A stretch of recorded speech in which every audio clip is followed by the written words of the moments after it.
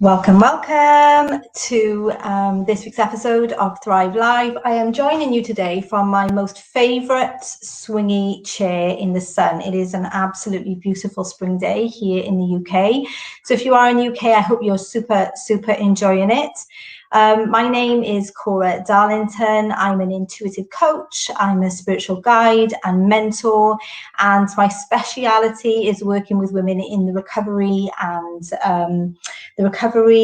the prevention of burnout. I really support women to create lives and businesses that are guided directly by their soul. So happy International Women's Day. Today, I'm sending loads of love and acknowledgement to all of the women in the world who are unapologetically living their lives in full honoring of themselves. So amen to that. Hi, Mina. How lovely to see you. And I know I love my swingy chair. That is going to link me nicely to today's episode, where we're going to talk about how that is possible, that a woman can live from a space of full honoring and acknowledgement of themselves in a really unapologetic way. And we're going to do that by talking about the subject of numbing out. So today's episode title is "It's Time to Stop Numbing Out." And I really wanted to talk about this because this comes up quite a bit. So let's talk about numbing out to begin with. So numbing out is anything that you do to stop yourself or distract yourself from feeling. So numbing out is anything that you do to stop yourself from or distract yourself from feeling.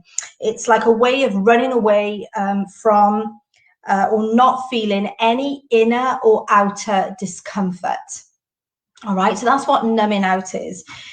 It'll be different for all of us, and it might be a couple of different things. It might be all of these things, actually. So it's things like shopping.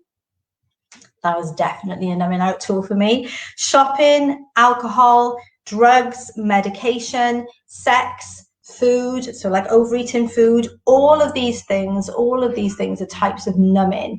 It is when you just don't want to be in a situation, you don't want to feel the way that you feel, and it is a way to kind of get up and out of your body, to distract yourself, to move yourself into something else, so you don't have to be with whatever is going on, inner and outer. Okay, now I want you to notice how many of these things make up the fabric of our society and culture. Okay, hugely are made up by these things. I had an insight recently where I was sat in a bay. I'd just taken myself for a little bit of a drive, Cardiff Bay. This, just if you're not from the local area, it's like this really lovely place that has got like lots of cinemas and restaurants and shops and things like that. And I was sat opposite all of that, just looking at it and just noticing, since they've been closed because of the situation that is going on right now, just how much more in relationship I am with myself, and how much that has brought so much more growth, because I'm unable, we've all been unable in a lot of ways to distract ourselves in the way that we are used to culturally. Our whole culture, really, if you think about it, is based on, the weekend comes and we go shopping or we go to restaurants, all of those types of things. There's nothing wrong with any of that, but it can prove to be a kind of numbing, getting away from the things that are uncomfortable for us. Okay, so the truth is, our culture is set up to help us and support us to numb out. And I've talked about this before in other previous episodes, but we're taught it is not okay to feel certain ways. Like, it is taught that it is not okay to feel certain ways. So things like anger, resentment, fear, sadness, grief, all of those things. And when we do allow ourselves to feel those ways, our culture wants to call it depression, and there's this massive rush to medicate. I just want to say, I'm not going to war with medication, okay? But it is just my way of knowing that medication has been used in a way that it's kind of like it's being given as a way of people coping. I've seen it in my own family. firsthand with my own mum, where, you know, she was feeling uncomfortable as a young woman. She was feeling all of these feelings, those things that I just talked about, and nothing was offered to her other than medication. There was no talking therapies, there was no nothing. There was just this urge to just medicate her, and she has really paid for that over a lifetime. The tragedy of numbing out, let's talk about that, because this is really important. The tragedy of numbing out is that we miss the opportunity to learn from our feelings. When we shop instead of feel, when we eat a lot instead of feel, when we medicate instead of feel, we miss the opportunity to learn from our feelings. They teach us so much about ourselves. They teach us what needs our attention, what needs healing, and that helps us grow and evolve. The other thing that we really miss out on when we numb, when we won't be with these uncomfortable feelings, is that we lose the opportunity to love ourselves unconditionally, to love ourselves in all of our ways, to radically self-love, because we self-abandon. We come out up and out of our bodies and we go somewhere else. We are not with ourselves. So imagine that you are irritable and snappy. Okay, we all can recognize those days when we're irritable and when we're snappy. And instead of choosing self-judgment, so instead of numbing out, instead of, you know, going and doing one of those things that distract ourselves from ourselves, imagine that instead of doing that and instead of choosing self-judgment, you choose to love yourself anyway. You know, you choose to be with all of that, because all of our feelings, the hurt, the anger, the resentment, the fear, the doubt, are all rooted in our inner child. It can all be traced back to our inner child. And that inner child will not stop acting out until you honor and love her. That is why all of these uncomfortable feelings come up.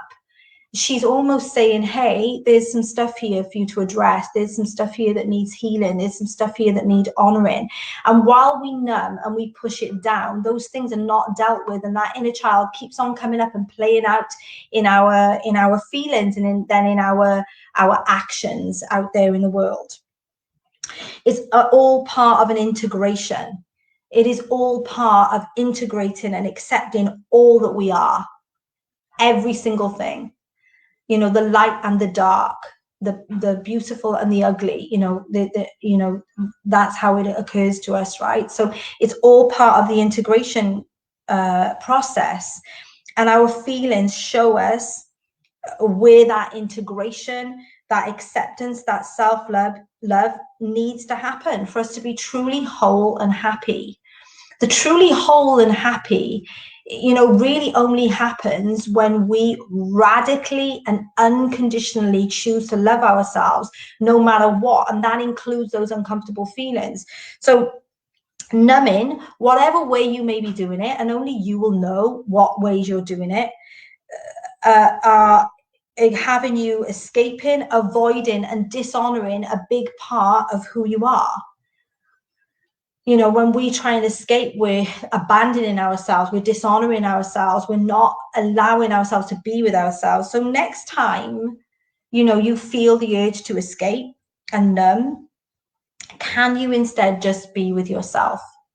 So when you feel the urge, you will know, sometimes we shop not from a numbing place, sometimes we eat not from a numbing place, sometimes we do all of those things not from a numbing place. You will be able to discern when you are so uncomfortable with what is going on with yourself that you want to be somewhere else. You know, I did 100 days of no alcohol, and that was really, really interesting, because I could, in that period of time, I could really discern where pouring a glass of wine was coming from, and it worked out that there was two distinct places that it was being motivated from. One was just celebration. I like to have like a glass of prosecco or a cocktail or something when I'm celebrating something, and that felt really good to me. There was no, you know, I felt like there was nothing wrong with that. That felt in alignment for me. But I also noticed the other place was when I was disappointed in myself, or when I had had a particularly tough day and I was really tired, or I was irritable or something, I would also have a drink from that space. And I was able to discern through that that was when I was abandoning myself. That was when I was so uncomfortable in myself that I needed to get up and out. So I would drink alcohol. So this stuff is for you to discern. So next time, like I said, you feel the urge to escape and numb, can you instead just be with yourself? And ask the feeling, what are you trying to teach me? Ask those feelings, what is it that you're trying to tell me? What is it in me that needs healing and honoring and integrating right now? And also, can you love yourself in those feelings without judgment? Can you not abandon yourself? Can you soothe yourself? Can you choose to love yourself anyway, is the thing. When you do that, slowly but surely, you become your own greatest ambassador. You become your own greatest cheerleader, no matter what. And you release the need, and this is really powerful, you release the need for any external validation or approval. Then you are truly in your own autonomy. You're truly in your own sovereignty, because you are backing yourself no matter what. You're not needing to numb. You're okay to be there with yourself in those times that feel uncomfortable, where you would normally judge yourself, where you would normally numb out, where you would normally abandon yourself. And it is my wish for every woman that she can be that for herself. Especially that today is International Women's Day. We think about all of these strong women in the world, but I believe that we can only be that authentically strong woman in the world when we can be advocates for ourselves first and foremost. When we're advocates for ourselves first and foremost, then we can truly be advocates for other people out there in the world. So, next time you're feeling all of those feelings, the grief, there's a lot of grief around right now. That's one thing to acknowledge. There's a lot of grief around right now in a world that is died, the world that we recognize, the world that we knew for so long. And what would it be like if we could just be with that grief rather than calling it wrong, or rather than numbing? That grief really shows us where there's healing to be done. And so that is my wish for each and every, one of you, woman, man, just human being, that you can be with yourself, that you can advocate for yourself, that you can back yourself, that you can honor yourself in all ways, not just the ways that culture tells us are acceptable. When you're being positive, when you're being motivated, when you're being all of those things, but that you can be with yourself and love yourself always. So that is it for me today. There will be no episode next week, but I'll be back the week after that. I will put in the chat box now a link to be able to book a call with me. You can book a call with me to talk about what it would be like to work with me. I also run an incredible community of women. It's called the Thrive Mastermind community, and we're really doing this work. Everything that I just talked about, we're actively doing the work to be that for ourselves and each other in that space. It is an incredible space. So if you want to speak to me about the possibility of any of that, you can just book a call and we can explore that. Anyway, have a beautiful day. Continue to enjoy the sunshine and send messages and love out to each and every woman today that is really walking the walk as well as talking the talk, that is a real advocate for other people and also an advocate for herself. I'm loving you all millions, and I will speak to you soon.